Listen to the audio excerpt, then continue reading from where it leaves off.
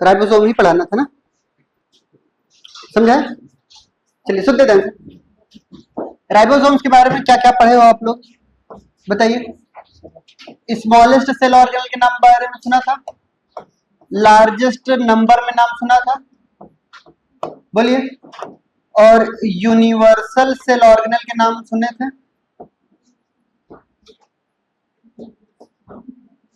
इतनी बातें सुनाई थी हमने, क्लियर? किसने डिस्कवर किया था बताइए? Discovered by George पैलाडे, clear? 1953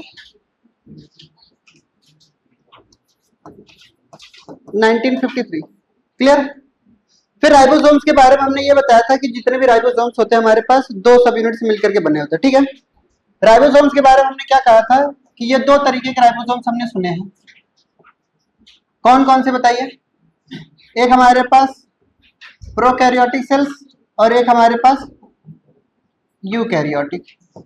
एक यूकैरियोटिक बोला हमने, दूसरा हमने क्या बोला बताइए? प्रोकैरियोटिक बोला, क्लियर? यूकैरियोटिक में हमारे पास दोनों तरीके के क्या पाए जाते हैं? सेल ऑर्गेनल राइबोसोम्स पाए जा रहे हैं। एक 80S टाइप के भी पाए जाते हैं और एक हमारे पास 70S टाइप के भी पाए जाते हैं, क्लियर? और प्रोकैरियोटिक सेल्स में सिर्फ और सिर्फ एक ही तरीके के पाए जाते हैं, वो भी 70S टाइप के पाए जाते हैं राइबोसोम्स। बोली बात सही है?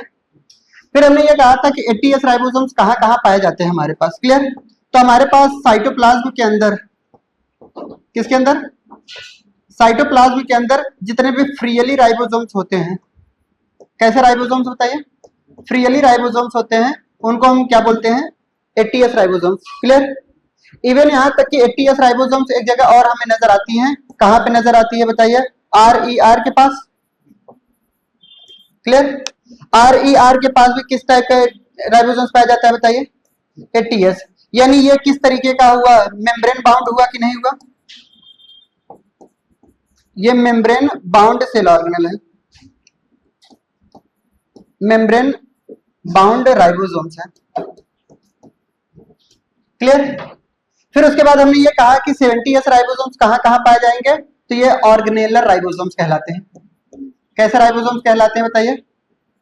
ऑर्गेनेलर राइबोसोम्स कहलाते हैं, क्लियर? ऑर्गेनेलर राइबोसोम्स में दो एग्जांपल हमने बताया था, कौन कौन से? माइटोकॉन्ड्रिया, इसमें किस टाइप के? 70S टाइप के। और दूसरा हमारे पास क्लोरोप्लास्ट या फिर हम प्लास्टिड बोल सकते हैं, इसमें हमारे किस टाइप के? 70S टाइप के, क्लियर? फिर उसके बाद आता है हमारे पास 70S टाइप के प्रोकैरियोटिक सेल्स के अंदर कहीं पे भी पाए जा रहे हैं, तो वो कहाँ पे पाए जाएंगे बताइए? साइटोप्लाज्म में। और अदर सेल ऑर्गेनल तो पाया ही नहीं जाता है प्रोकैरियोटिक सेल्स के अंदर, इसलिए हमारे पास यहाँ पर कुछ नहीं पाया जाएगा,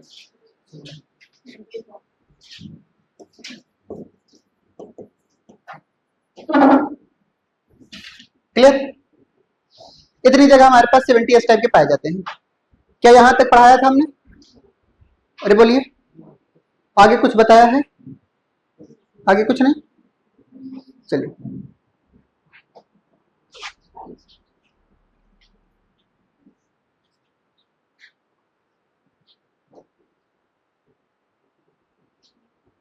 क्या लिख रही है? ये सीधे पुरानी बातें लिखवाया है ना, फिर से लिख लो। अच्छा तो क्लियर? आगे बढ़े, बोलिए। हाथ हटाओ भाई वहां से। हाँ अब सही से, क्लियर? दूसरा पॉइंट समझते हैं। अब हमारे पास क्या आता है कि कंपोजिशन ऑफ राइबोसोम्स की बात कर लेते हैं। पहले रुक जाइए, अभी हम बात करना चाह रहे हैं कि ये जो सर आप 80S और ये 70S बोल रहे हैं, ये S क्या है? क्लियर? आपकी गलत फहमी क्या होती है हम आपको समझा रहे हैं। लोगों को लगता है कि हमारे पास जो राइबोसोम्स होते हैं वो दो सब यूनिट से मिलकर के बने हैं। राइबोसोम्स कितने सब यूनिट से मिलकर के बने होते हैं? दो सब यूनिट से मिलकर के बनी होती हैं। एक हमारे पास लार्ज सब यूनिट बोलते हैं, क्लियर? और एक हमारे पास कैसे यूनिट आते हैं बताइए? स्मॉल सब यूनिट बोलते हैं, क्लियर? जहां पे 70S और 80S आता है, S का मतलब लोग क्या समझते हैं? सब यूनिट समझते हैं। क्या आप भी समझते हैं? यही समझ रहे थे ना? हाँ ठीक है। यानी हमारे पास अगर कहीं पे भी S का मतलब सब यूनिट लिखा जा रहा है या कोई बता रहा है, तो समझ जाइए वो गलत है। ठीक है, यानी यहाँ पे एस का मतलब होता है स्वेडबर्ग कांस्टेंट। कैसा कांस्टेंट बताइए? स्वेडबर्ग कांस्टेंट इनको हम बोलते हैं, एस का मतलब। अब ये क्या है स्वेडबर्ग कांस्टेंट, हम आपको समझा रहे हैं। क्लियर? इसी को हम बोलते हैं सेडिमेंटेशन कोफिशिएंट। इसी को हम क्या बोलते हैं? सेडिमेंटेशन कोफिशिएंट, या इसी को हम क्या बोलते हैं, नाम बताइए? Sedimentation coefficient. यानी अगर हम किसी भी अगर कंटेनर अगर हम ले रहे हैं, ध्यान समझिएगा, अगर हमने एक कंटेनर लिया, ये एक कंटेनर लिया, इस कंटेनर में बहुत ज्यादा लिक्विड मटेरियल हमने भरे। क्लियर? अगर इसमें अगर हम 80s और 70s, क्लियर, अगर एक साथ अगर गिराने की कोशिश करें, क्या बोला हमने? 70s और 80s अगर एक साथ अगर हम इनके अंदर डालने की कोशिश करेंगे, तो जिसकी यूनिट सबसे ज्यादा होगी तो यही सेडिमेंट सबसे फास्ट होगा। आप बताइए देख करके सबसे ज्यादा फास्ट कौन सेडिमेंट करेगा?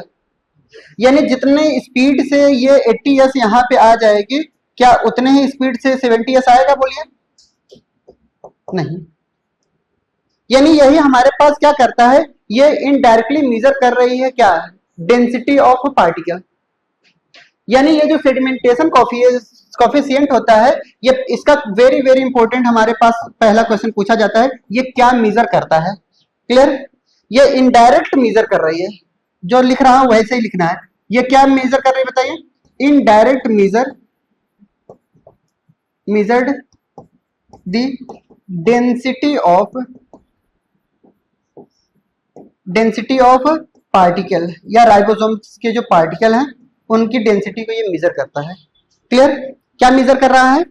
इनडायरेक्टली डेंसिटी को मेजर कर रहा है। क्लियर? डायरेक्टली क्या मेजर कर रहा है? जैसे क्या हम डायरेक्ट बता दिए क्या किसकी डेंसिटी ज्यादा किसकी कम है? नहीं, सेडिमेंट किया तभी तो हमें पता चला स्पीड में ना। यानी ये हमारे पास क्या है, रिलेटिव स्पीड हमारे पास 80s सब यूनिट की सबसे ज्यादा नजर I as compare to 70s। इसलिए हमने सोचा कि इसकी डेंसिटी ज्यादा होगी तभी तो ये जल्दी सेडिमेंट कर गया। अगर इसकी डेंसिटी अगर कम होती तो डायरेक्ट हमारे पास क्या होता है, ये कम सेडिमेंट करता। क्लियर? डेंसिटी बराबर कभी भी जिंदगी में आपको केमिस्ट्री वाले सर या फिजिक्स वाले सर ने क्या बताया होगा? मास अपन वॉल्यूम बताया है कभी? बहुत बढ़िया। क्लियर? यानी वॉल्यूम उतना ही रह करके मास किसी का ज्यादा हो रहा है। क्लियर? यही तो डेंसिटी बताई जा रही है। फोटोकॉपी करिए जल्दी। हो गया? आगे बढ़े, आगे बढ़े भाई, चलिए।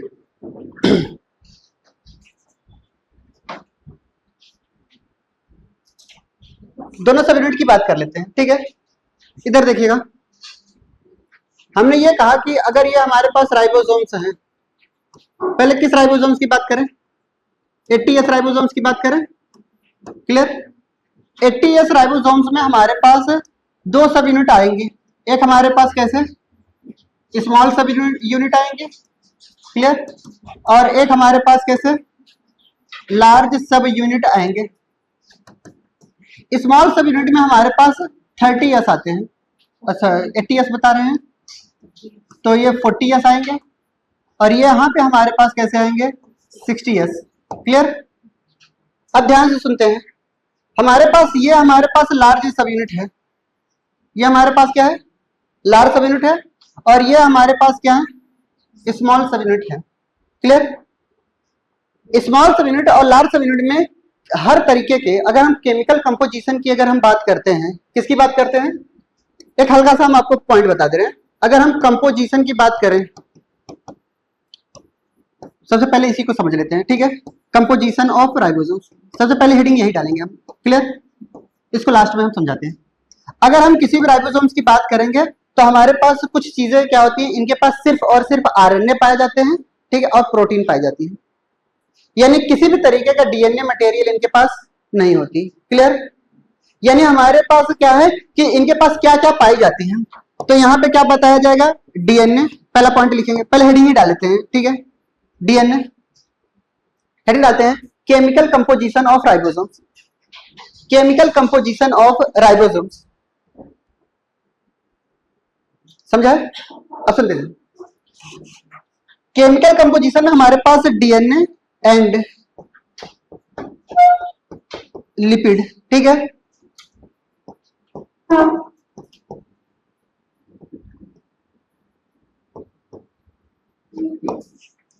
क्लियर? यानी इनके पास डीएनए का जो मटेरियल और लिपिड का मटेरियल बिल्कुल एब्सेंट रहता है, इसलिए ये नॉन मेम्ब्रेनस होती है। इसलिए कैसी होती है बताइए? नॉन मेम्ब्रेनस होती है। अगर आपसे कोई पूछेगा राइबोसोम्स कैसा सेल ऑर्गेनेल है तो क्या बताएंगे? नॉन मेम्ब्रेनस, ठीक है, यानी विदाउट मेम्ब्रेन। दूसरा पॉइंट आता है हमारे पास calcium ion and magnesium ion, ठीक है,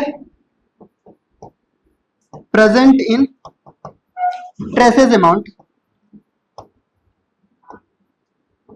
किस अमाउंट में प्रेजेंट है? बहुत ही ट्रेसेस अमाउंट में प्रेजेंट है। क्लियर? दूसरा पॉइंट हमें याद रखना है कि इनके पास आरएनए एंड प्रोटीन, ठीक है, 100% प्रेजेंट होती है।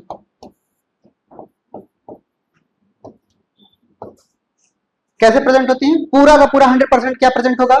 आरएनए और प्रोटीन, ठीक है। इसलिए so called as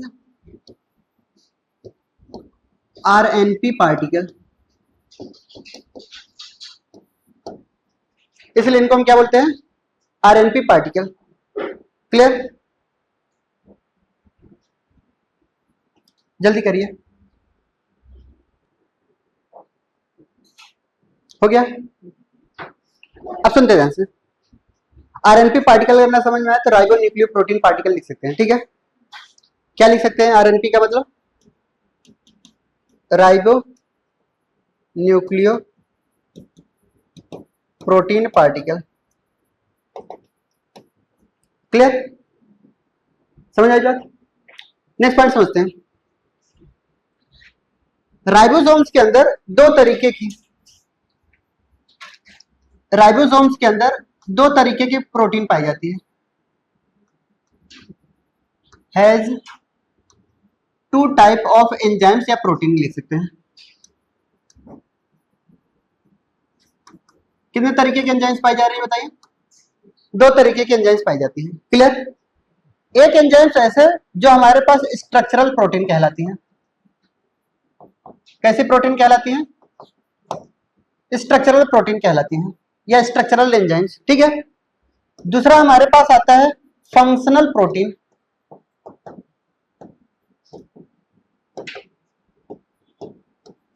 functional protein, functional protein में हमारे पास कुछ एग्जांपल याद आते हैं, ठीक है।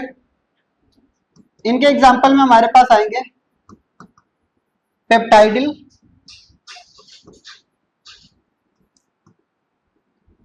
ट्रांसफरेज एंजाइम्स,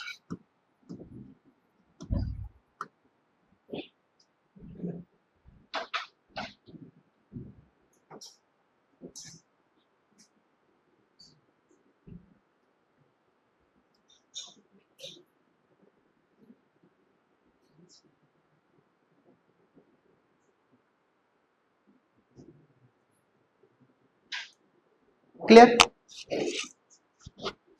एक बार के क्वेश्चन में क्या पूछा गया था वो लिख ले क्या? चलिए, क्वेश्चन में क्या पूछा गया था वो हम आपको समझा रहे हैं। पीवाईक्यूज में आपको मिलेंगे, ठीक है। सुनते जैसे क्वेश्चन ये पूछा जाएगा आपसे कि peptidyl transferase enzymes present in,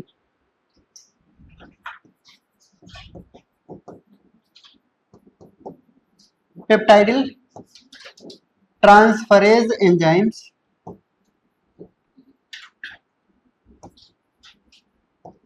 present in. Clear? मैं डायरेक्ट आंसर लिख दूं क्या?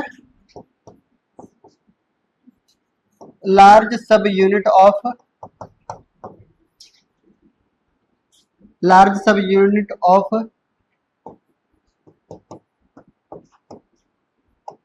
राइबोसोम्स। क्लियर? हो गया? दूसरा क्वेश्चन पूछिए, दूसरा क्वेश्चन पूछिए। पेप्टाइडिल ट्रांसफरेज एंजाइम्स क्या एंजाइम्स है?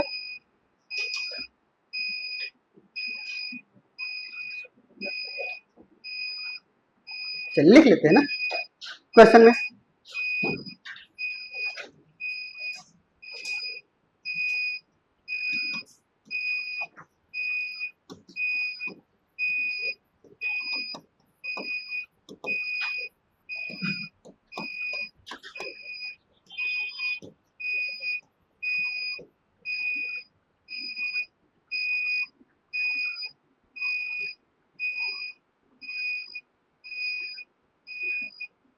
Which of the following is not enzymes, ठीक है। पहला ऑप्शन हम लिखना चाह रहे हैं रूबिस्को, दूसरा एग्जाम्पल हम लिखना चाह रहे हैं पेपकेज, तीसरा एग्जाम्पल लिखना चाह रहे हैं हम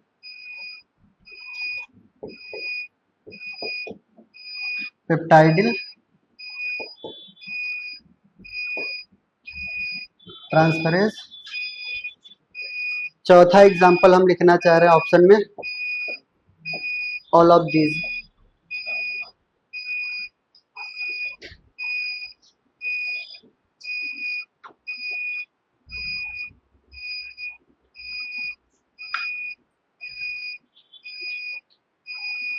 हवा नहीं लगाना क्वेश्चन। इसमें से कौन सा एंजाइम नहीं है? सारे एंजाइम्स है। अरे बोलिए, सारे एंजाइम्स हैं। पेप्टाइडिल ट्रांसफरेज एंजाइम्स नहीं है। क्लियर? ये एक तरीके का एसआरआरएनए है,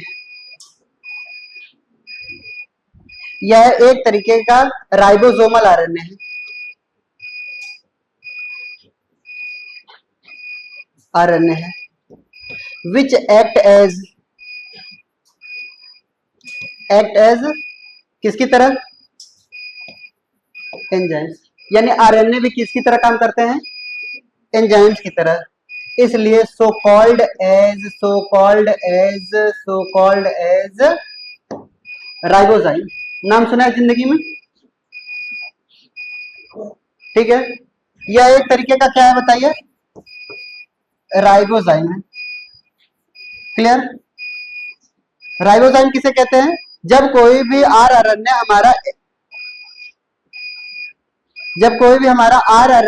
किसकी तरह काम करता है? एंजाइम्स की तरह काम करने लगे, उसको हम क्या बोलते हैं? राइबोजाइम कहते हैं। क्लियर?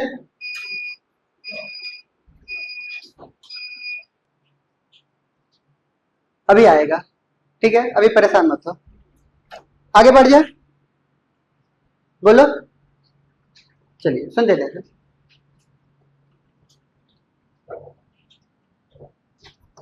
अब सुन देते हैं। हमारे पास, मैं पहले 80S बनाने जा रहा हूं, 80S राइबोसोम्स बता रहा हूं। क्लियर? और इधर हम आपको 70S राइबोसोम्स बता रहे हैं। क्लियर? सुन देते हैं। ये हमारे पास 80S का लार्ज सब यूनिट, ये हमारे पास स्मॉल सब यूनिट। क्लियर? ये कैसे यूनिट है बताइए? हमारे स्मॉल सब यूनिट है, और ये हमारे पास कैसे हैं? लार्ज सब यूनिट है।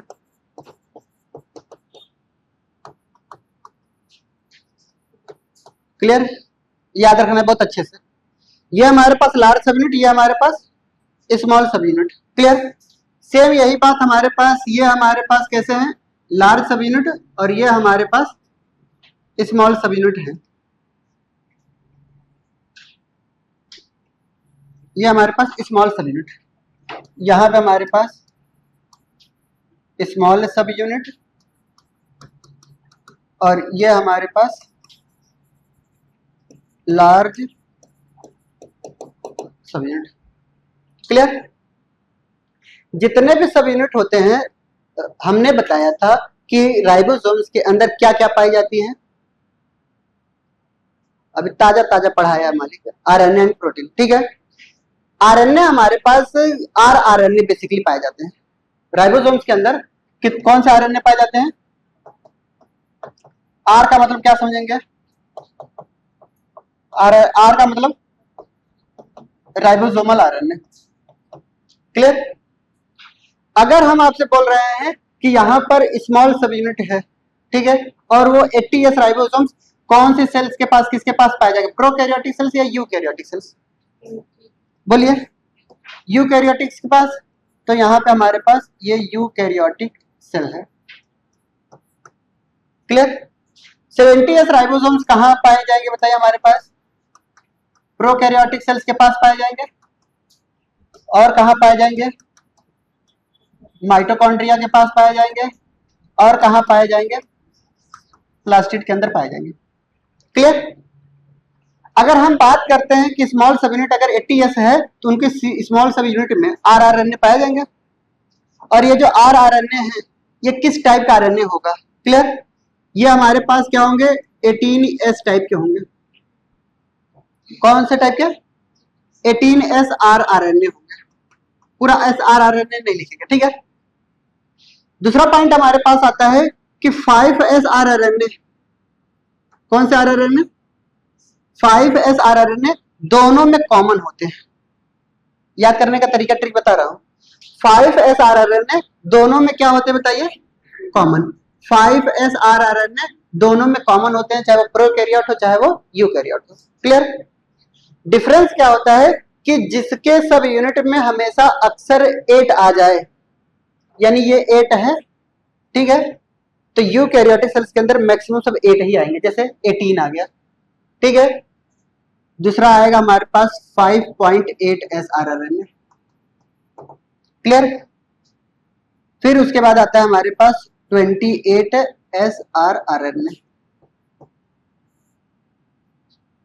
क्लियर?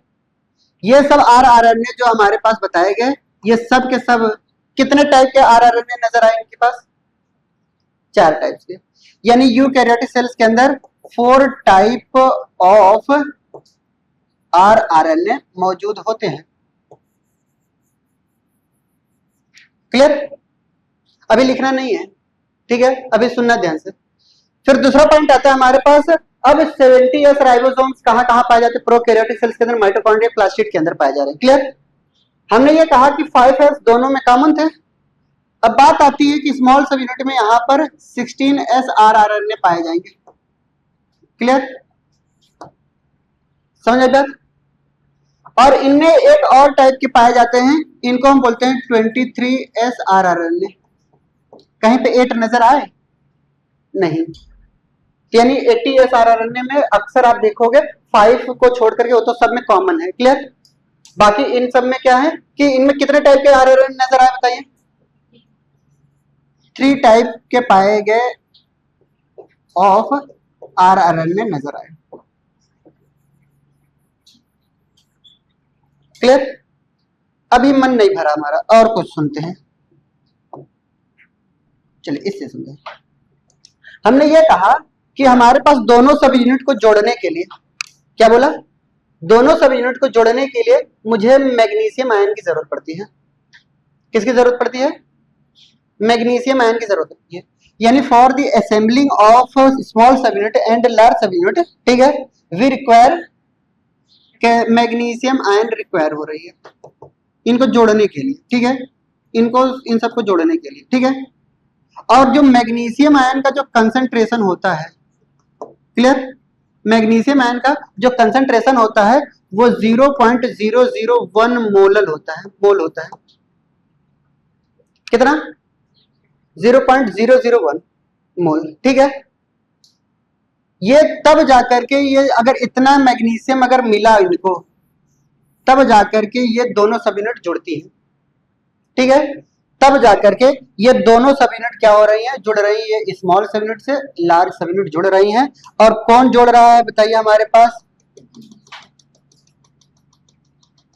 मैग्नीशियम आयन जोड़ रहा है। कौन जोड़ रहा है बताइए? इसमें किसी को तकलीफ? तकलीफ तो होगी। अगर किसी को लगता है कि थोड़ा सा कंसंट्रेशन में बढ़ा दूं, हो सकता है बॉन्डिंग हमारी बढ़ जाए। क्लियर? तो हमने ये सोचा कि थोड़ा सा प्यार बढ़ा दे इनके बीच में, ठीक है। तो हमने ये कहा कि if, clear? If concentration of magnesium ion, ठीक है, अगर मैं 10 टाइम्स कर दूं, मैं कंसंट्रेशन कितना कर दूं बताइए, 10 टाइम्स में बढ़ा दूं तो क्या होगा?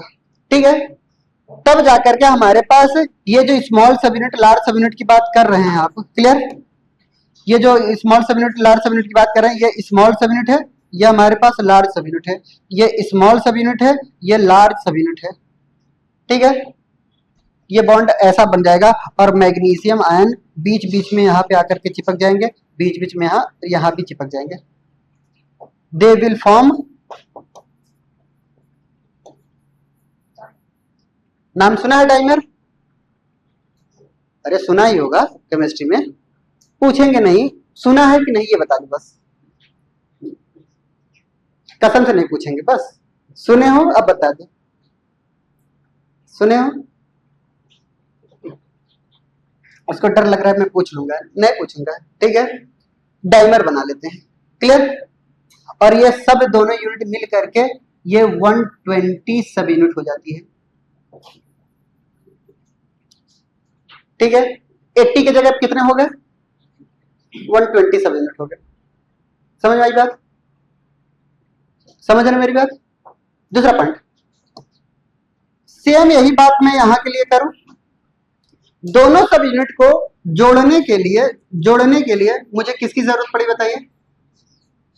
मैग्नीशियम आयन, और मैग्नीशियम आयन का कंसंट्रेशन 0.001 मोलर रहना चाहिए, क्लियर? तब जाकर के ये क्या बनाते थे बताइए?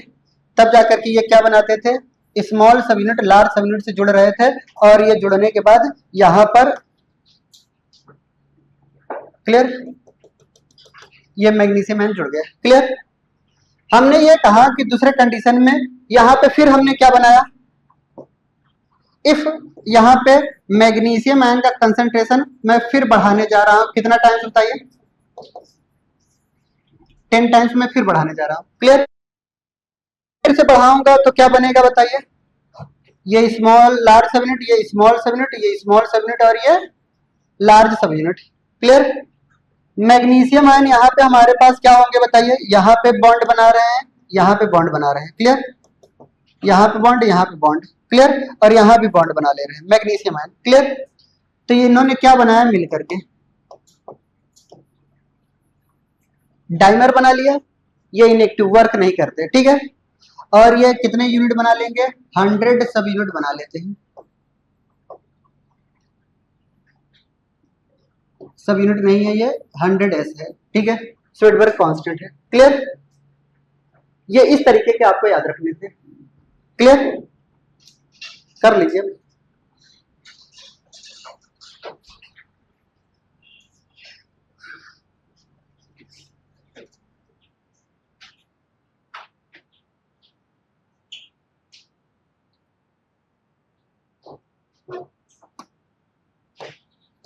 चलिए, ये कितना सब यूनिट है बताइए? कितना सब यूनिट है? 80s है ना? जब नॉर्मल है तब की बात कर रहे हैं, 80s ना? जब एम नॉर्मल हो गया तो 120, जब इतना 0.001 मोल बना तो कितना इन्होंने बनाया बताइए? 70s, clear? अगर इससे 10 टाइम्स बढ़ा दिया तो, क्लियर? बना लिया? थोड़ा जल्दी करिए, नहीं तो 3-4 यहीं बजाओगे क्या?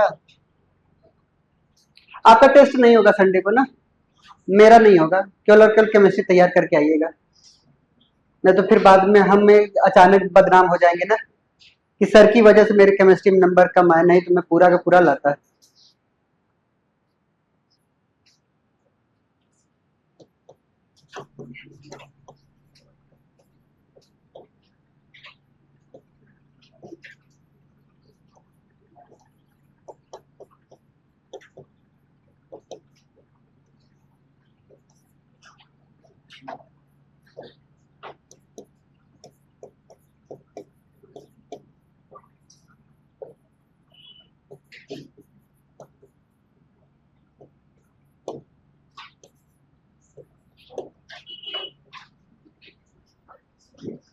राइबोसोम्स जो होते हैं वो आरआरएनए और प्रोटीन से मिलकर के बने हैं। कितने टाइप के आरआरएनए हैं? 4। कितने टाइप की प्रोटीन है? 80 से ज्यादा। ठीक है, वहां पे 3 टाइप ऑफ आरआरएनए और कितने टाइप के प्रोटीन? 55 molecular protein. ठीक है, ये डाटा याद नहीं रखना आपको। क्लियर? अगर गलती से आ गया तो छोड़ना भी तो नहीं है।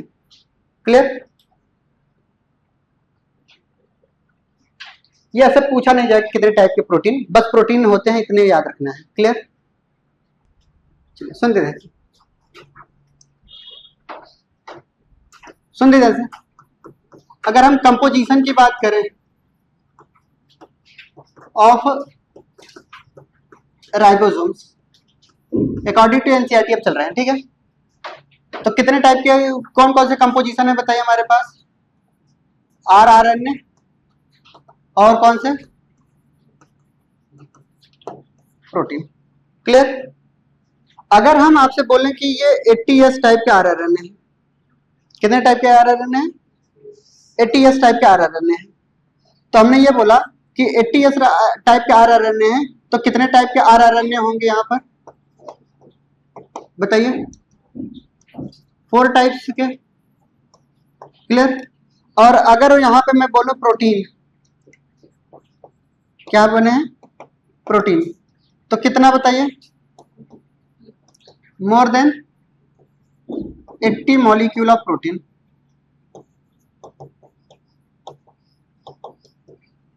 क्लियर?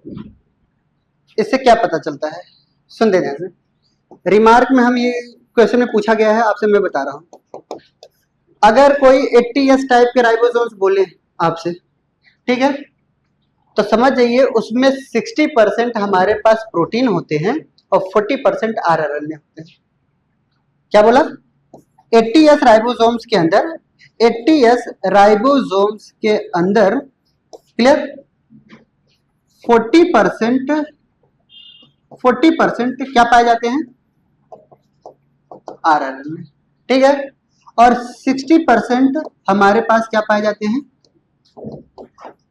60% क्या पाए जाते हैं? प्रोटीन पाए जाते हैं। ट्रिक बता रहा हूं क्यों।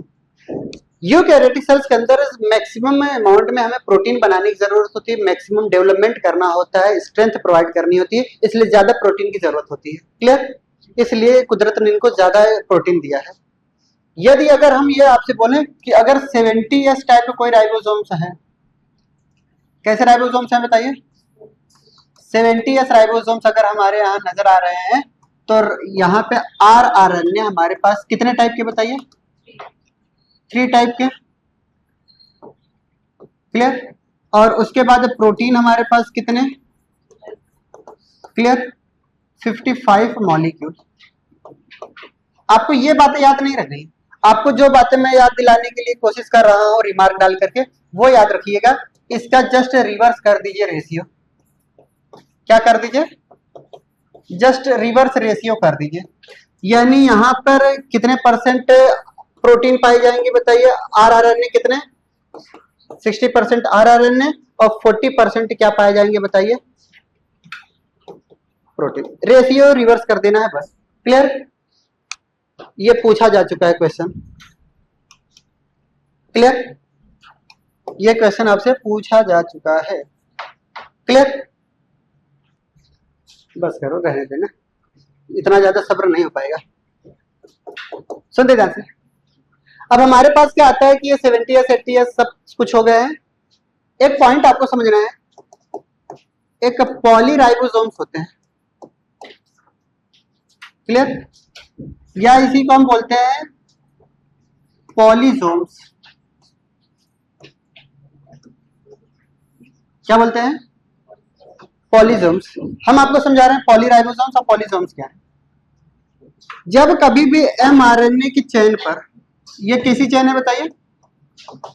एमआरएनए की चेन पर स्मॉल सब unit, large sub unit, small सब यूनिट, लार्ज सब यूनिट और स्मॉल सब यूनिट और लार्ज सब यूनिट आकर के जुड़ जाए, कई सारे राइबोसोम्स जुड़ जाए।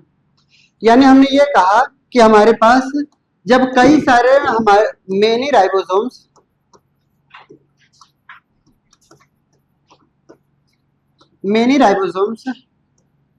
are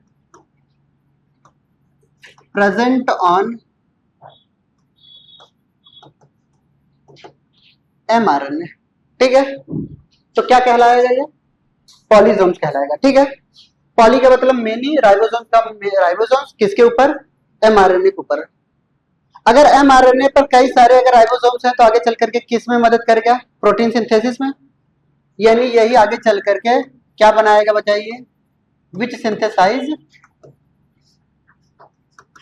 synthesized protein. क्या बनाता है? प्रोटीन बनाता है। क्लियर? अब इनके बीच में जो बॉन्ड आपको नजर आ रहे हैं, ये बॉन्ड, ठीक है। इस बॉन्ड को क्या नाम दूं? अरे बोलिए। Peptide bond. इस बॉन्ड को क्या नाम दें हम? पेप्टाइड बॉन्ड, ठीक है। और ये पेप्टाइड बॉन्ड बनाता कौन है? ये क्वेश्चन पूछा जाएगा, ठीक है। तो peptide bond synthesized by an enzymes, और उस एंजाइम का नाम, देखो तुम लोगों ने आंसर नहीं बताया, कुत्ते ने बता डाला, ठीक है। कितना फास्ट आंसर दिया बेचारा, ध्यान से सुन रहा था ना। हमने जैसे ही बोला synthesize by, direct peptidyl transferase बोल दिया, तुम लोग नहीं बोल पाए, ठीक है। Peptidyl transferase. क्लियर? क्या इतना ज्यादा हंस रहे हैं? कुत्ते तुम लोगों से अच्छे हैं, देख रहे हो। बेचारों को पढ़ाया जाए ना, वो नीट क्रैक कर सकते हैं। क्लियर? तो यानी क्या है कि ये कौन सिंथेसाइज किया बताइए? पेप्टाइडल ट्रांसफरेज एंजाइम्स करती है, ठीक है। और peptidyl transferase enzymes present in, ठीक है, प्रेजेंट इन, हवा लग गया ना। तुम लोगों को लग रहा था लार्ज सब यूनिट बताएंगे ना। ओहो, 23S RRNA, 28S RRNA। अब तुमको एक अंदाजा लग गया, 23S RRNA present in large sub unit of prokaryotic cells, 28S RRNA present in, दोनों को मिला करके अगर मैं कॉमन टर्म बोल दूं, peptidyl transferase enzyme present in. अब समझ में आया ट्रिक? फोटो कॉपी करिए।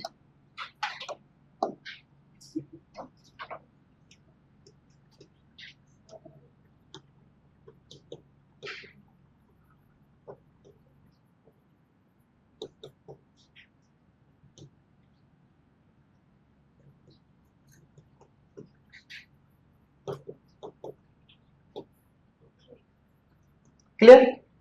माइटोकॉन्ड्रिया और क्लोरोप्लास्ट में भी होगा। क्लियर?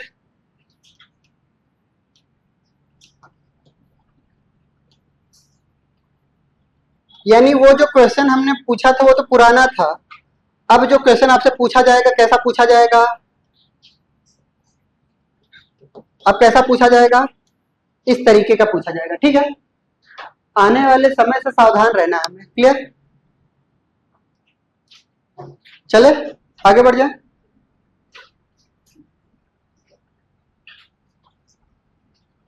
चलिए लगातार क्वेश्चंस कर लेते हैं, 5-6, पूरा का पूरा फंक्शन समझ में आ जाएगा आपको। क्लियर? चलिए पहला क्वेश्चन लिखेंगे।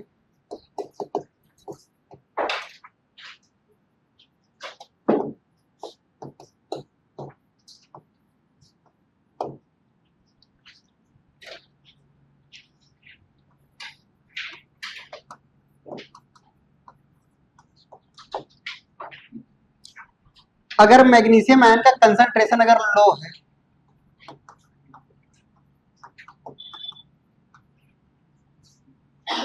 क्लियर? अगर मैग्नीशियम आयन का कंसंट्रेशन क्या है बताइए? लो है, तो क्या होगा? डायरेक्ट आंसर, ऑप्शन नहीं देंगे, ठीक है। अगर लो कंसंट्रेशन है तो क्या होगा? दोनों सब यूनिट जुड़ नहीं पाएंगे, और जब दोनों सब यूनिट जुड़ नहीं पाएंगे क्या प्रोटीन की सिंथेसिस हो पाएगी? नहीं। यानी बोथ सब यूनिट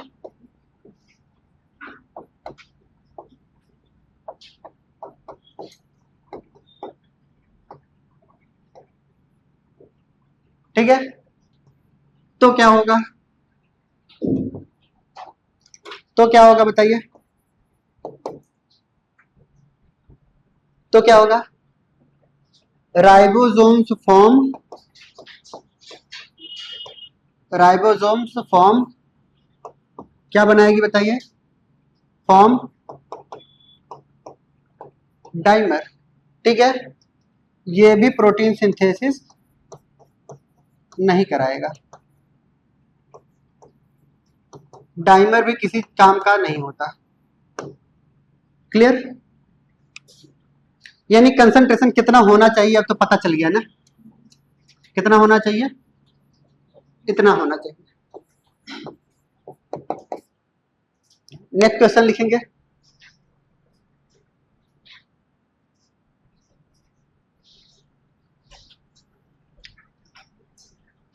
हो गया। चलिए नेक्स्ट क्वेश्चन लिखेंगे हमारे पास। अब यहाँ इस समय अगर हम जो बात कर रहे हैं कि क्लासिफिकेशन, ठीक है, two kingdom of classification, three kingdom of classification, four kingdom, ऐसे फाइव किंगडम, ऐसे सिक्स किंगडम ना। Six kingdom of classification was based on, question लिखेंगे,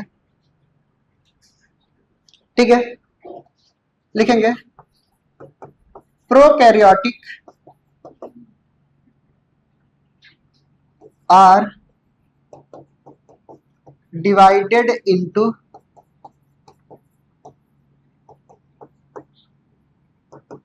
two domains on the basis of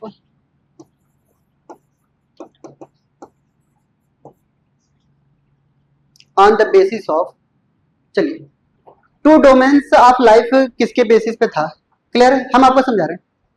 हमने ये कहा था प्रोकैरियोटिक और यूकैरियोटिक के हमारे पास ऑर्गेनिज्म होते हैं। प्रोकैरियोटिक को हम दो पार्ट में डिवाइड करते हैं, क्लियर, एक हमारे पास आर्किया, एक होता है हमारे पास यूकैरिया। याद आ रही है, नहीं याद आ रही है, चलिए सुन देता हूं। यानी हमारे पास क्या होता है कि दो तरीके की डिवाइडेड होती है, क्लियर। एक हमारे पास क्या होता है कि प्रोकैरियोटिक सेल्स और यूकैरियोटिक सेल्स होती है। यूकैरियोटिक में हमारे पास कौन कौन से ऑर्गेनिज्म आते हैं बताइए, जितने भी प्रोटिस्टा होते हैं, जितने भी फंजाई होते हैं, जितने भी हमारे पास प्लांट किंगडम, जितने हमारे पास एनिमल किंगडम, चार किंगडम यहाँ पे हो गए। बाकी जो मोनेरा होता है, मोनेरा को हम दो पार्ट में डिवाइड करते हैं, क्लियर। एक होता है आर्किया, एक होता है यू बैक्टीरिया, क्लियर। आर्किया और यू बैक्टीरिया किस बेसिस पे हम डिवाइड होते हैं, टू डोमेन्स में डिवाइड हुए कि नहीं प्रोकैरियोट, वो बेसिस क्या है, on the basis of,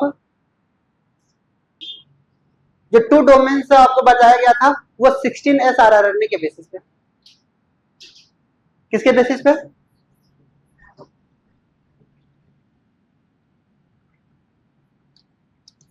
basis of किस पे बताइए, 16s आरआरएनए पर, क्लियर। ये तो एक क्वेश्चन हो गया, इसी में दूसरा क्वेश्चन बोल दूं, प्रेजेंट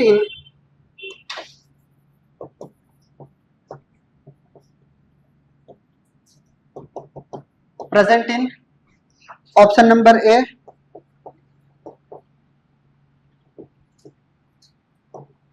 प्रोकैरियोटिक, बी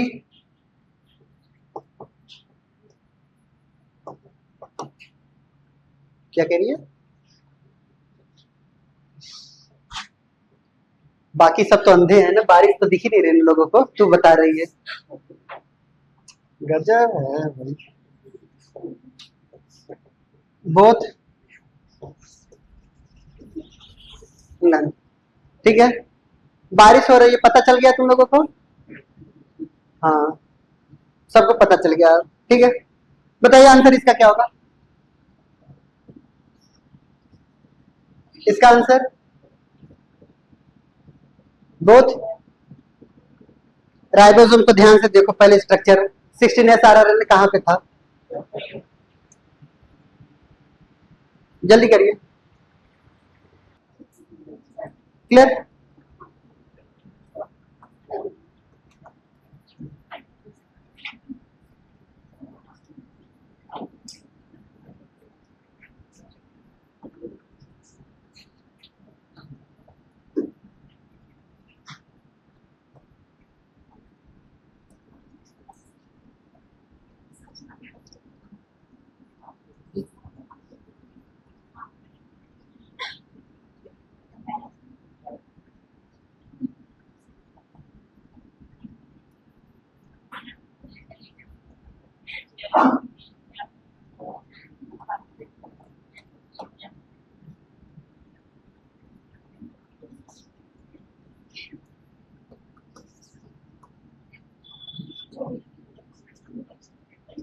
सुनते जैसे पहले कुछ क्वेश्चन में हमने आपको डाटा दे दिया, बता दिया, हमने कहा सारे एंजाइम्स किससे मिलकर के बने होते हैं, प्रोटीन से, बट कुछ एंजाइम्स को कौन बनाता है, आरआरएनए बनाता है, ठीक है, जो एंजाइम्स की तरह वर्क करती हैं। ये आपको डाटा याद रखना है, clear. Present in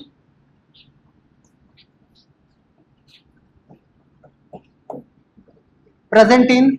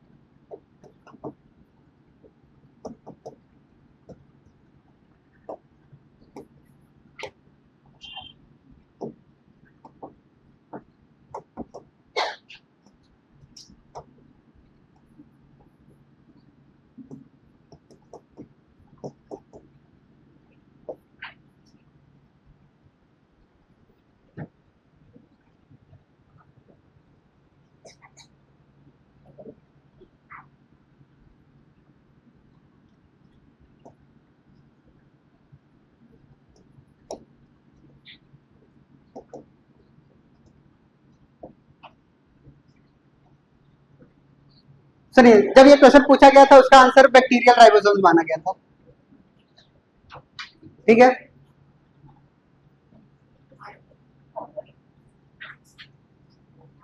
reason reason जानना चाहते हैं ना, हाँ। सुनते जैसे जब ओरिजिन हुई थी किसी भी ऑर्गेनिज्म की, तो इवोल्यूशन के दौरान सबसे पहले पेप्टाइडिल ट्रांसफरेज एंजाइम हमें बैक्टीरिया सेल्स के अंदर देखा गया था। किसके अंदर देखा गया था, बैक्टीरिया सेल्स के अंदर देखा गया था। तभी हमें पता चला कि बैक्टीरियल राइबोसोम्स के अंदर ये हमारे पास, ये तो राइबोसोम्स तो है नहीं, प्रोटीन तो बना नहीं रहे हैं, तो प्रोटीन बनाया कौन रहा है उनके अंदर। तो ये बताया गया कि बैक्टीरियल राइबोसोम्स के अंदर क्या पाए जाते हैं, एक राइबोसोम नाम का एंजाइम पाया जाता है, ठीक है तो राइबोसोम से, लेकिन किसकी तरह, आरआरएनए ही है, बट किसकी तरह कर रहा है बताइए, एंजाइम्स की तरह वर्क कर रहा है। क्लियर, जल्दी करिए, एक क्वेश्चन से और कर लें। चलिए हेडिंग डाल देते, फंक्शन आप लिख लेते ना राइबोसोम्स का, राइबोसोम्स का फंक्शन। चलिए पहला फंक्शन लिखेंगे राइबोसोम्स का, help in protein synthesis.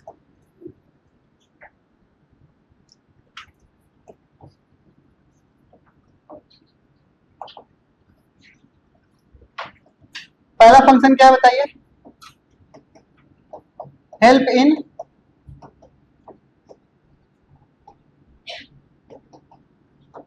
Protein synthesis. ये किसमें मदद कर रहा है बताइए, प्रोटीन। जहां जहां राइबोसोम्स पाया जाएगा वहां वहां प्रोटीन की सिंथेसिस होगी, that is protein synthesis occur in, protein synthesis occur in कहां कहां बताइए, पहला प्रोटीन सिंथेसिस कहां होगा बताइए, अकर इन, क्या साइटोप्लाज्म में होगा, क्या माइटोकॉन्ड्रिया के अंदर होगा, अरे बोलो, क्या क्लोरोप्लास्ट के अंदर होगा, बोलिए जल्दी करिए।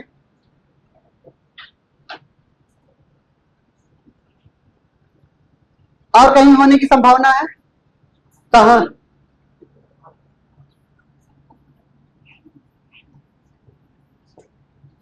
और कहीं होने की संभावना है,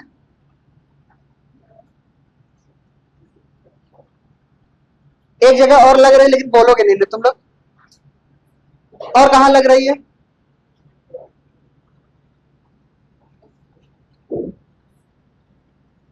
हाँ एक जगह और लग रही है लेकिन बोल नहीं पा रहे हो ना, हम आपकी भावनाएं समझ गए, इसलिए मुझे क्या लिखवाना पड़ेगा, रिमार्क। जिसको जिसको डाउट है वहां पे भी होना चाहिए। मुझे नहीं मालूम तुम लोग क्या बोल रहे हो, बट मैंने अंदाजा लगा लिया तुम लोग क्या बोलना चाह रहे हो। लिखवा दें, चलिए नोट डाल करके लिखेंगे। राइबोसोम्स आर सिंथेसाइज्ड, नोट डाल करके लिखेंगे। राइबोसोम्स आर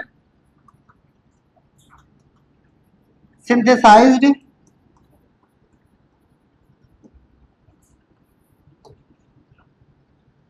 क्या यही बोलना चाह रहे थे?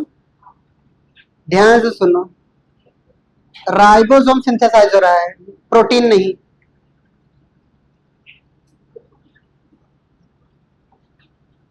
अरे आंख के अंधे, पहले सुन तो लो। हमने ये कहा प्रोटीन सिंथेसाइज, लोगों को लगा कि कई लोगों को न्यूक्लियस में प्रोटीन सिंथेसिस होता है ना, नहीं होता। ठीक है, न्यूक्लियस के अंदर का जो न्यूक्लियर प्रोटीन होता है वो भी साइटोप्लाज्म में बनता है।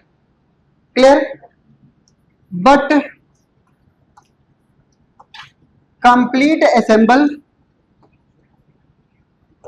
असेंबल ऑफ राइबोसोम्स, ठीक है, टेक्स प्लेस इन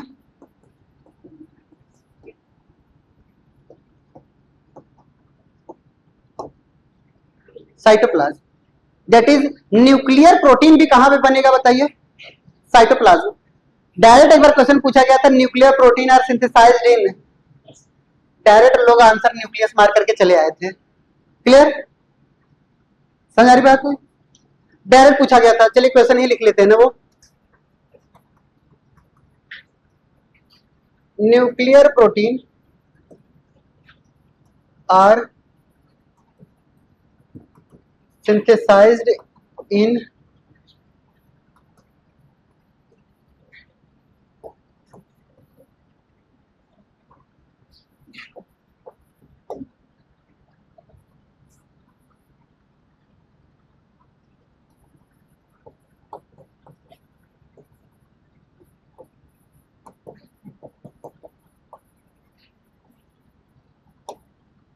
चलिए बताइए आंसर क्या होगा?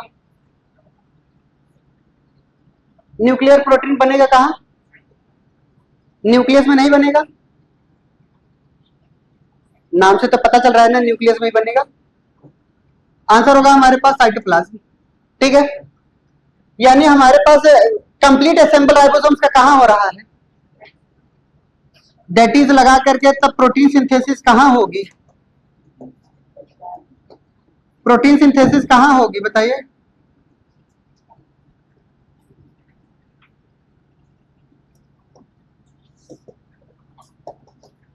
Synthesis of nuclear protein. ठीक है, अगर न्यूक्लियर प्रोटीन की भी सिंथेसिस कहां होगी बताइए? In cytoplasm. ठीक है, बाकी अब सब तो हो ही गए हैं राइबोसोम्स के बारे में। ठीक है, चलिए एक क्वेश्चन रिमार्क डाल करके लिख लेते हैं। ठीक है,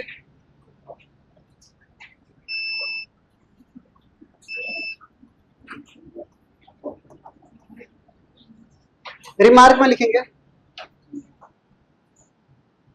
राइबोसोम्स को ट्रू सेल ऑर्गेनेल क्यों नहीं कहते? ठीक है, लिखेंगे ribosomes are not true cell organelle. Clear? क्या बोला? जो राइबोसोम्स है आर नॉट ट्रू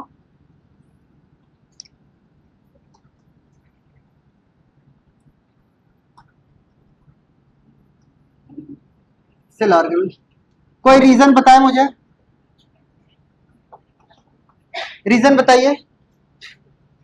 ये बिसाइड्स साइटोप्लाज्म, ठीक है, साइटोप्लाज्म के साथ साथ अलावा कहां पे पाया जाता है बताइए? आल्सो प्रेजेंट इन, कहां कहां बताइए? Also present in mitochondria and plastid. ठीक है, इसलिए इनको क्या कहा जाता है, so called as organelle within organelle.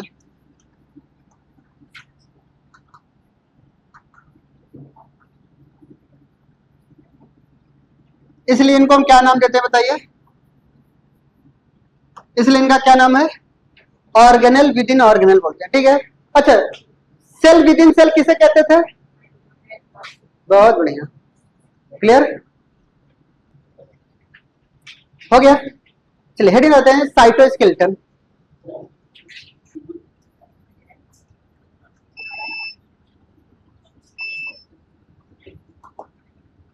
Cyto का मतलब क्या समझते हैं बताइए, सेल। स्केलेटन का मतलब हम क्या समझते हैं बताइए,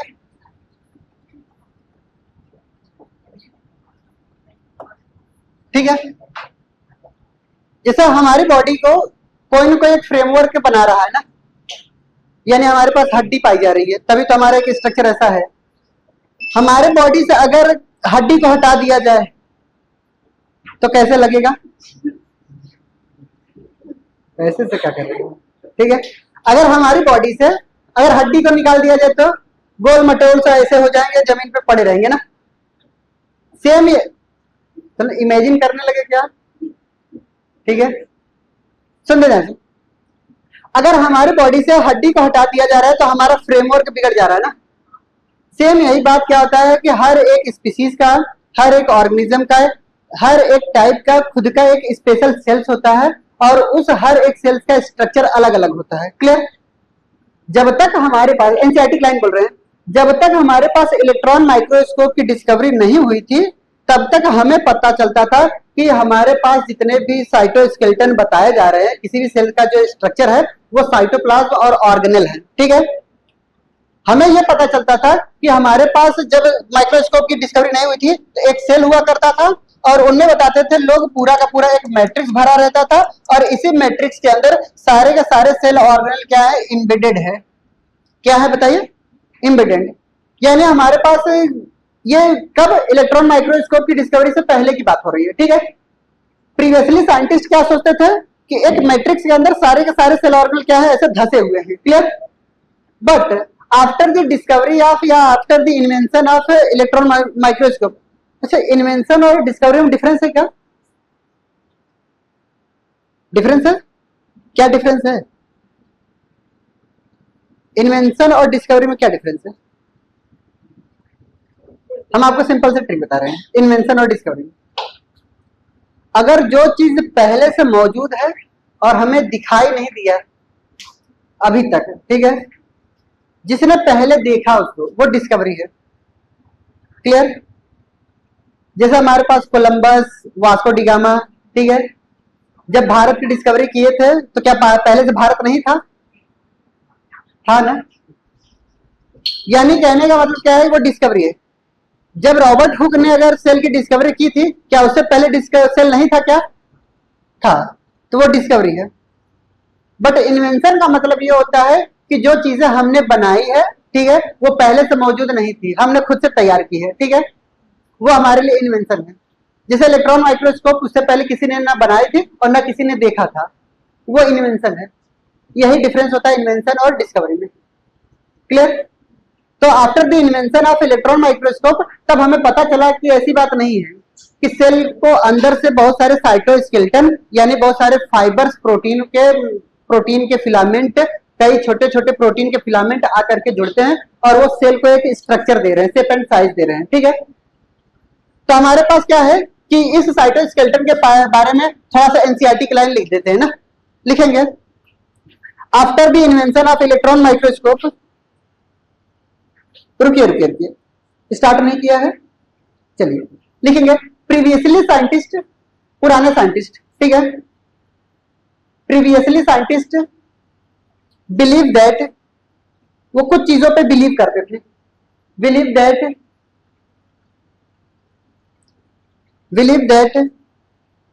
all cell organelles are all cell organelles are cell organelles are suspended, आवाज ही चली गई क्या, suspended in cytoplasm, in cytoplasm.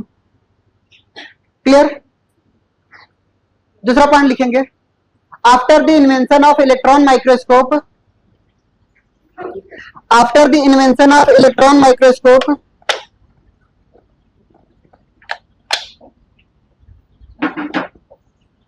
After the invention of electron microscope, electron microscope, comma, it reveals that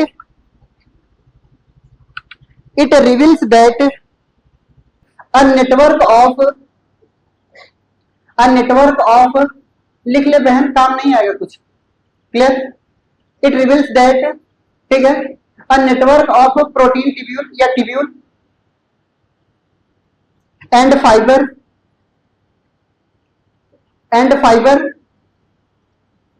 are present in cell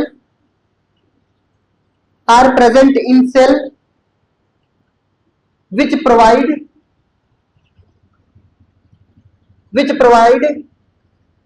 dash करके नंबर 1। यानी ये जो framework है किसका है बताइए, किसका बना हुआ है? ट्यूब्यूल का बना हुआ है और किसका बना हुआ है?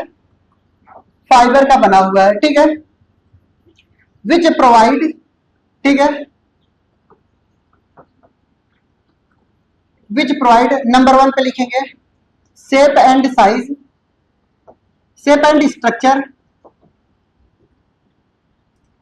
Shape and structure of cell. Number 1 shape and structure, ठीक है। Number 2 protection,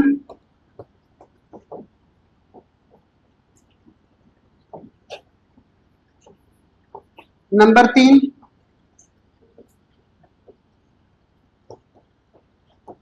clear?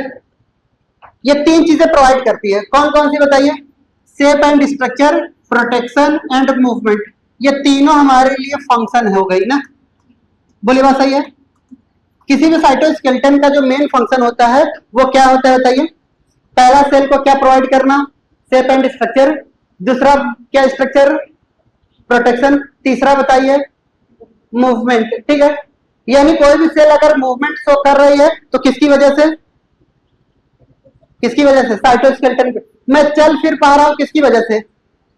स्केलेटन है ना। अगर हड्डी निकाल दिया गया होता तो क्या होता? यही जमीन में जमीन चाट रहे होते, कहीं जाते नहीं। क्लियर? अगर हमारे पास क्या है कि प्रोटेक्शन, यानी हमारे बॉडी में अगर जितने भी सेल ऑर्गेनेल हैं, यानी हमारे जो ऑर्गन है वो प्रोटेक्टेड है हार्ट कवरिंग से। हमारे पास हार्ट हमारे पास किसके द्वारा कवरिंग है? रिबकेज के द्वारा। हड्डी ही तो है, स्केलेटन ही तो है, तभी तो प्रोटेक्ट है। क्लियर? फिर भी लोग चुरा लेते हैं, है ना।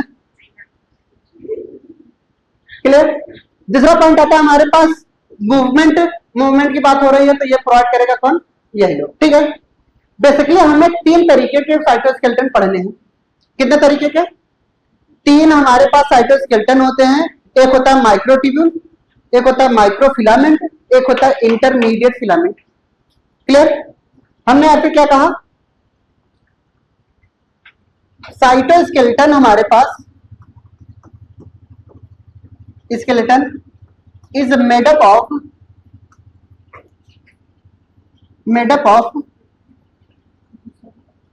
क्लियर? कौन कौन बताइए? एक हमारे पास आते हैं माइक्रोट्यूब्यूल, एक होता है हमारे पास माइक्रो फिलामेंट, एक होती है हमारे पास कैसे? Intermediate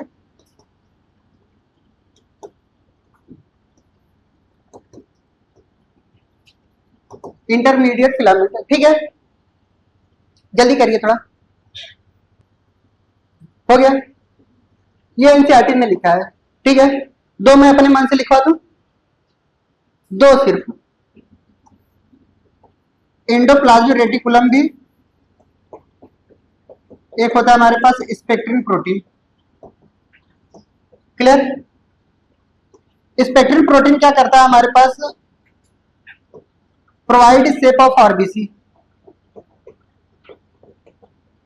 provide shape of RBC. RBC को शेप एंड स्ट्रक्चर कौन प्रोवाइड कर रहा है बताइए? आरबीसी को shape and structure spectrin protein. ये क्वेश्चन में पूछा गया था इसलिए लिखवा दिया। एंडोप्लाज्मिक रेटिकुलम के बारे में हमने बताया था, मैक्सिमम 50% ऑफ सेलुलर हमारे पास जितने भी ऑर्गेनल बनाए जा रहे हैं कौन बनाता है? क्लियर, समझ आ रही बात? अब हमें ये डिटेल में पढ़नी, माइक्रोट्यूब्यूल, माइक्रोफिलामेंट, इंटरमीडिएट फिलामेंट, ठीक है। सबसे पहली हेडिंग हो गई हमारे पास माइक्रोट्यूब्यूल। सबसे पहली हेडिंग क्या हो गया हमारे पास? माइक्रोट्यूब्यूल। क्लियर, समझा? माइक्रोट्यूब्यूल के बारे में समझा? सुन दे देते। ये एक तरीके का ट्यूब लाइक स्ट्रक्चर आपको नजर आ रहा है। अगर इसका मैं टीएस कट करूं, क्या करूं? अगर हम इसका टीएस कट करेंगे तो हमें कुछ इस तरीके के स्ट्रक्चर नजर आएंगे।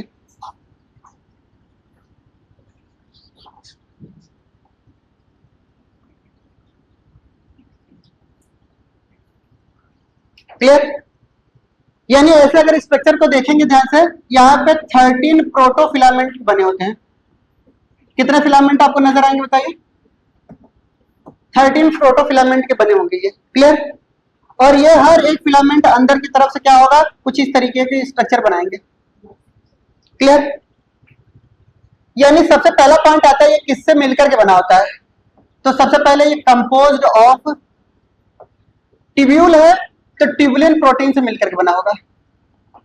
किस प्रोटीन से बताइए? Composed of tubulin protein. Clear, दूसरा पॉइंट आता है कि यहाँ पे 13 फिलामेंट तो है, कैसा स्ट्रक्चर दिखाई दे रहा है? ये हॉलो दिखाई दे रहा है कि सॉलिड? ये हॉलो दिखाई दे रहा है, सॉलिड? हॉलो दिखाई दे रहा है, यानी इसमें क्या दूसरा पॉइंट आपको लिखना है, ये हॉलो स्ट्रक्चर होते हैं। कैसे स्ट्रक्चर होते हैं बताइए? हॉलो स्ट्रक्चर होते हैं, ठीक है। और ये सिलिंड्रिकल होते हैं। कैसे होते हैं बताइए? लास्ट में जाते जाते इनके फंक्शन लिख लेना है, जल्दी करिए।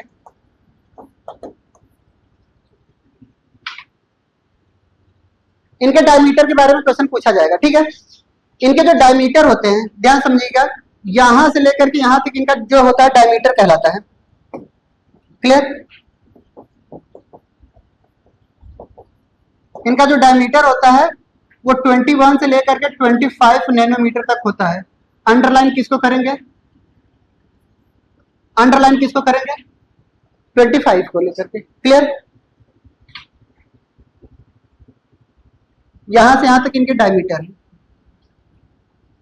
अब फंक्शन लिख लेते हैं जल्दी जल्दी इनके ना, हो गया। चलिए फंक्शन में लिखेंगे इनके। फंक्शन में पहला लिखेंगे, पहला फंक्शन सुनिएगा, पहला फंक्शन बता रहा हूं। 3 फंक्शन तो सेम लिखेंगे, ठीक है। 3 फंक्शन क्या होगा बताइए? 3 फंक्शन तो कॉमन रहेंगे तीनों में, चाहे माइक्रोट्यूब्यूल हो, चाहे माइक्रोफिलामेंट हो, चाहे इंटरमीडिएट फिलामेंट। पहला क्या? शेप एंड साइज प्रोवाइड करेगा। दूसरा क्या? प्रोटेक्शन। तीसरा क्या? मोटिलिटी। ठीक है, ये 3 चीजें तो कॉमन होंगी, उनके अलावा मैं लिखवाऊंगा। क्लियर, चलिए formation of cilia and flagella.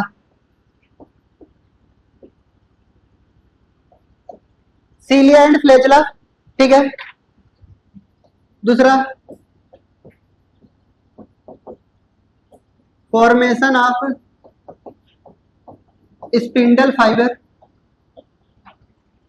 Formation of spindle fibre and centriole भी लिख लेना है, ठीक है।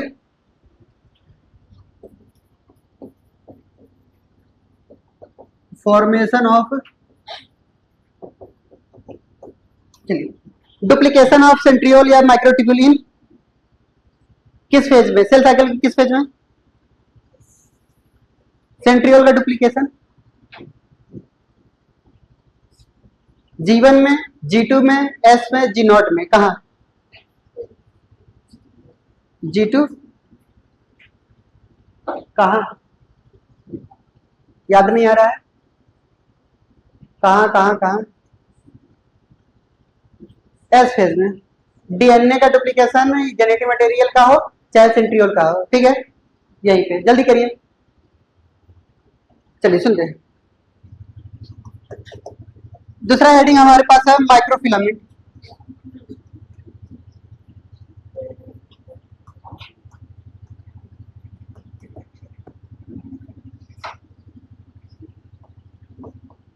अच्छा हाँ, उसमें लिख लीजिएगा, ठीक है। नॉन कॉन्ट्रेक्टाइल प्रोटीन होती है, ठीक है। ये जो ट्यूबुलिन प्रोटीन है, ये एक तरीके का कैसा प्रोटीन है बताइए? नॉन कॉन्ट्रेक्टाइल है, क्लियर। ट्यूबुलिन प्रोटीन कैसी प्रोटीन है बताइए? नॉन कॉन्ट्रेक्टाइल है, क्लियर। क्लियर, चलिए ऑप्शन दे रहे हैं। कंपोज्ड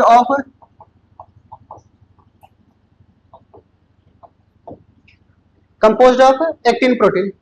एक्टिन प्रोटीन एक तरीके का कॉन्ट्रेक्टाइल प्रोटीन है। कहीं नाम सुना है क्या एक्टिन प्रोटीन का? कहीं नाम सुना है क्या? कहाँ सुने हो?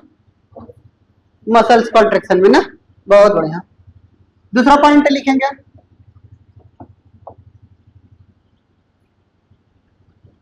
सुनते रहें। इनके अगर स्ट्रक्चर की बात करते हैं, ठीक है, इनका स्ट्रक्चर कुछ इस तरीके का होता है।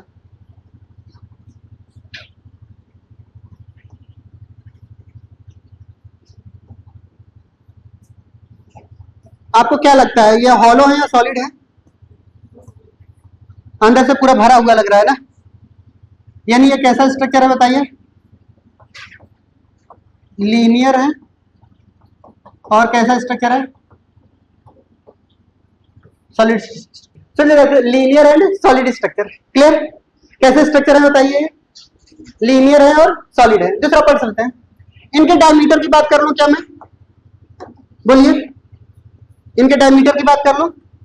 इनके जो डायमीटर है, ध्यान से देखिएगा, डायमीटर इनकी 6 to 7 नैनोमीटर की होती है।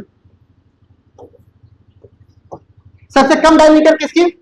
माइक्रोफिलामेंट। सबसे ज्यादा किसकी? माइक्रोट्यूब्यूल की। उसके बीच की कौन? इंटरमीडिएट। इसका जस्ट 2 गुना कर दीजिएगा, इंटरमीडिएट का निकल आएगा। क्लियर? क्लियर, चलिए फंक्शन, इनके फंक्शन के बारे में।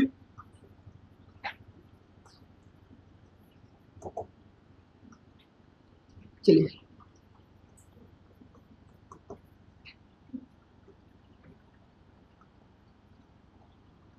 पहला फंक्शन है help in muscles contraction.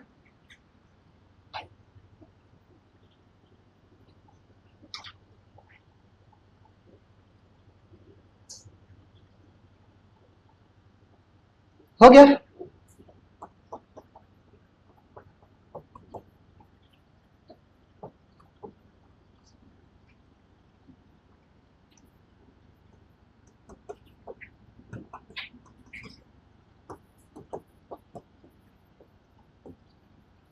Animal cells के अंदर साइटोकाइनेसिस कौन कराता है? माइक्रोफिलामेंट कराता है, ठीक है। हो गया।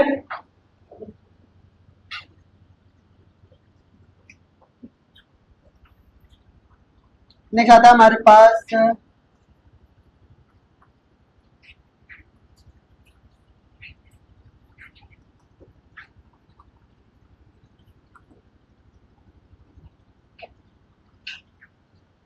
इंटरमीडिएट फिलामेंट, ठीक है। सुनते जैसे, इंटरमीडिएट फिलामेंट कैसे करना है? एक ट्यूब ले लिए, ट्यूब को ऐसे ऐंठ दीजिए, ना तो पूरा सॉलिड रह पाए और ना ही पूरा हॉलो रह पाए। क्लियर? थोड़ा सा कुछ इस तरीके का फीलिंग आने लगेगी। बोलिए, क्लियर। यानी इनके पास जो स्ट्रक्चर होता है, इनका जो नैनोमीटर डायमीटर होता है इनका, क्लियर। इनका जो डायमीटर होता है वो कितना होता है बताइए? 8 to 12 लिखा गया है। आपके एनसीईआरटी ने 12 को अंडरलाइन करना है, ठीक है। कैसे याद रखना है, ध्यान समझिएगा। 6, फिर 12, फिर उसके बाद 18 के ऊपर चले जाइए। क्लियर?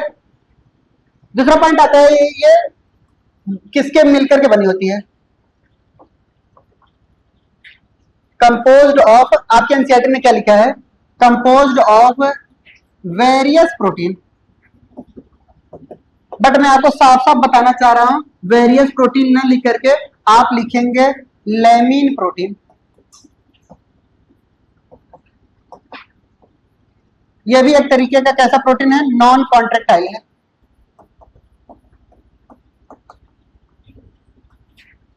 कैसा प्रोटीन है बताइए, नॉन कॉन्ट्रेक्टाइल है। क्लियर। कॉन्ट्रेक्टाइल में सिर्फ और सिर्फ कौन से, एक्टिन, ठीक है। नॉन कॉन्ट्रेक्टाइल में माइक्रोफिलामेंट, इंटरमीडिएट फिलामेंट, ठीक है। दूसरा पॉइंट हमारे पास आता है, इनके फंक्शन की बात कर लें क्या, लेमिन प्रोटीन है, लेमिन प्रोटीन से ही हमारे पास क्या बना होता है, न्यूक्लियर लेमिना बना होता है। क्या बनाता है ये बताइए,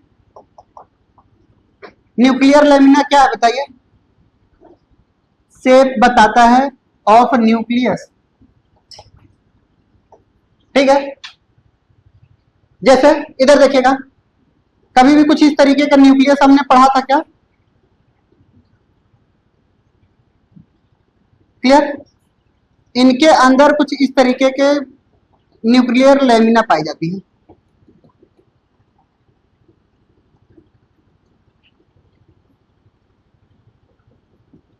क्लियर, यही हमारा न्यूक्लियर लेमिना है।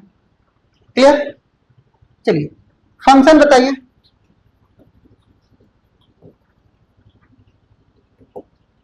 फंक्शन, ठीक है।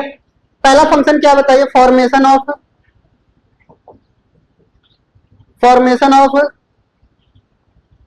न्यूक्लियर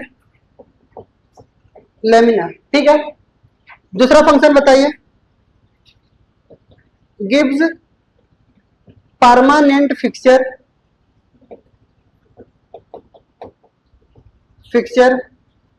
ऑफ सेल, ठीक है। सेल को परमानेंट अगर फिक्सर देना होगा तो कौन देगा, यही देगा। क्लियर, आगे बढ़े।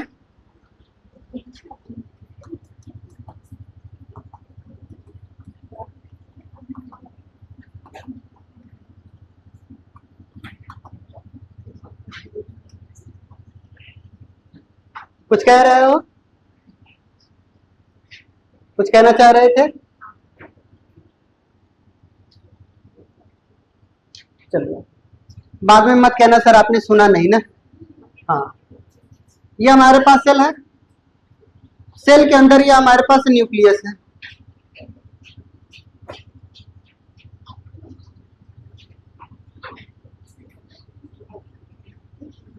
ये हमारे पास न्यूक्लियस, न्यूक्लियस के अंदर ये हमारे पास जेनेटिक मटेरियल। क्लियर। इनके पास क्या पाए जाते हैं, कुछ इस तरीके के स्ट्रक्चर आपको नजर आएंगे।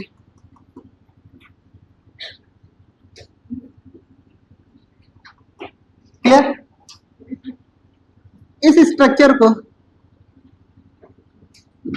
क्लियर, इस स्ट्रक्चर को हम क्या नाम देते हैं, सेंट्रोसोम्स बोलते हैं। क्या बोलते हैं, सेंट्रोसोम्स बोलते हैं। क्लियर। और किसी एक स्ट्रक्चर की बात की जाए उसको हम बोलते हैं सेंट्रियोल। क्या बोलते हैं, सेंट्रियोल। सेंट्रियोल और सेंट्रोसोम में बहुत ज्यादा डिफरेंस है। क्लियर। जैसे हम आपको समझा रहे हैं, अगर इसको हम एक परपेंडिकुलर अगर कट कर रहे हैं, ट्रांसफर सेक्शन कट कर रहे हैं, तो हमें कुछ स्ट्रक्चर देखने को मिलेंगे। कैसे स्ट्रक्चर देखने को मिलेंगे, ध्यान से देखिएगा।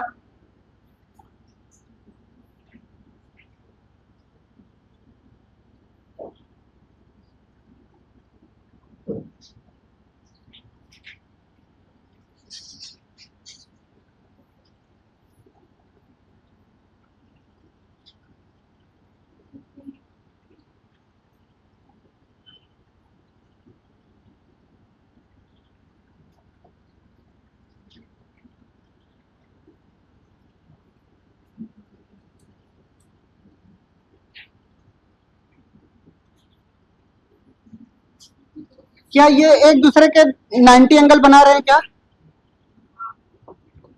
अरे बोलिए। क्लियर। अब ध्यान सुनिएगा, पहले ये डायग्राम ऐसे बनाइए।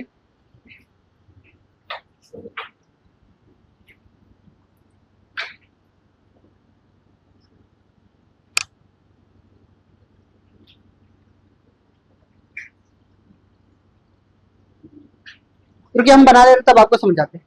ये हमारा क्या बताइए, ये क्या है, सेंट्रियोल। ये हमारा क्या है, सेंट्रियोल। जब दो सेंट्रियोल आपस में जुड़ते हैं उनको हम नाम देते हैं डिप्लोसोम्स। क्या बोलते हैं? डिप्लोसोम्स। इनके चारों तरफ बहुत ज्यादा फ्लूइड भरी जाती है। क्या भरी जाती है? बहुत ज्यादा फ्लूइड स्ट्रक्चर दिखाई दे रही है। ठीक है, जो चारों तरफ पाए जा रही हैं उनको हम बोलते हैं सेंट्रोस्फेयर। ठीक है, क्या बोलते हैं इनको हम? सेंट्रोस्फेयर। डिप्लोसोम्स और सेंट्रोस्फेयर को कंबाइंडली हम बोलते हैं, कंबाइंडली इनको हम नाम देंगे, अब समझ में आ गया होगा सेंट्रोसोम्स क्या है, सेंट्रियोल क्या है, सेंट्रोस्फेयर क्या है। क्लियर? जब दो सेंट्रियोल आपस में 90 डिग्री पे प्रेजेंट होते हैं परपेंडिकुलर, तो क्या बोले जाएंगे? डिप्लोसोम्स। डिप्लोसोम्स के चारों तरफ पेरी हमारे पास सेंट्रियोलर क्या पाई जाती है? फ्लूइड पाई जाती है। और पेरी सेंट्रियोलर फ्लूइड का नाम क्या दिया है? Centrosphere. Diplosomes and centrosphere are combinedly called as centrosomes. ठीक है, जल्दी करिए, इसके आगे कल कंटिन्यू करेंगे यहीं से ना।